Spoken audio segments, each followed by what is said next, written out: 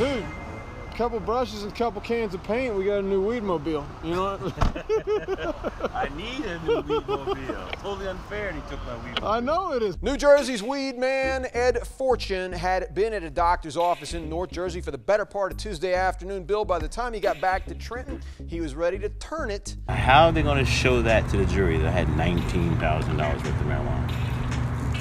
I didn't have anyone hear that. And burn it. This is the first joint of the day, actually.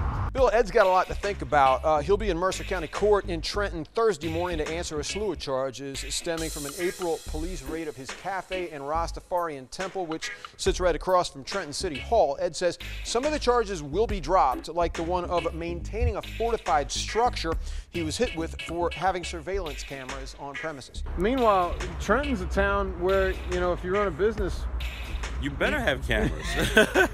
You know, every single business in the city of Trenton has cameras. Huge numbers of homeowners have cameras.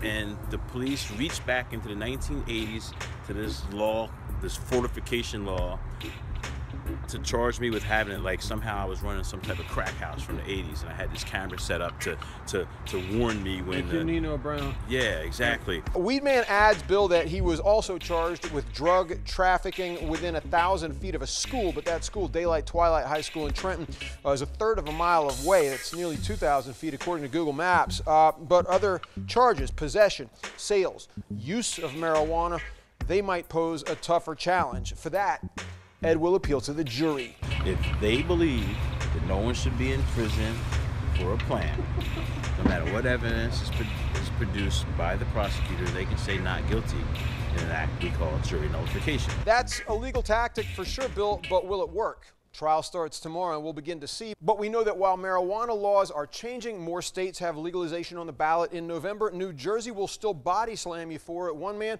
John Peditto of Mays Landing, got 8 years recently for growing 17 plants out in the Pine Barrens. But Weedman's going to get a different jury here in Trenton. He's going to get a different judge, and he's vowed to continue this fight for the rest of his life. He is represented by an attorney, but he'll also represent himself as well. He could fight all he wants if they're getting him on some bogus charge, but at the end of the day, he's broken the law so many other times. He's no role model. He's a criminal. Well, before we just call him a criminal, he has the right to have marijuana. It's medical marijuana because he has his own illness that it's helping him cure. But it's the blurred line is that every time we've gone to his shop, there are other people who are also smoking marijuana. We don't know how they obtained the marijuana and if it's for medical reasons or if it's just flat out illegal. Sabeel brings up a good point. To clarify, his medical marijuana legalization is in California. He doesn't have a New Jersey card. But to Diana's point, Weedman's never stabbed or shot anybody. He gives away weed freely. What does it do except have him sit back, relax, and maybe enjoy one of the muffins out of his own cafe? This is not a violent criminal. Where you guys may call him a criminal, a lot of people call him an activist. There are many states that have passed legalization laws. That's what he's trying to do here. And if you're calling the same people in Colorado and Washington criminals, well, they would disagree. There's got to be a first person to take that stand. There's a lot of people that believe in Weedman but don't want to be associated with him because they don't want to get in trouble.